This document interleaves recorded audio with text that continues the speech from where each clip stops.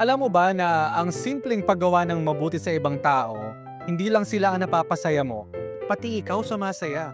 Alam mo bang may paliwanag ang siyensya tungkol dyan? Alamin po natin. Ayon sa Harvard University at Oxford University, tuwing tumutulong tayo, ang ating utak ay naglalabas ng dopamine at oxytocin, mga kemikal na responsable sa happiness at stress relief.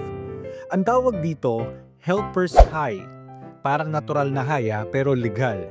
Nagpapababa ng stress, nagpapalakas ng immune system at nagpapasaya sa puso, literal.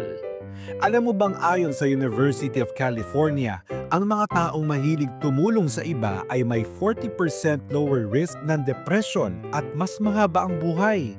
Pero ang pinaka-wild, ang kabutihan parang domino effect. Ayon sa Stanford University, kapag may isang mabait sa grupo, yung iba mas natututo ring tumulong.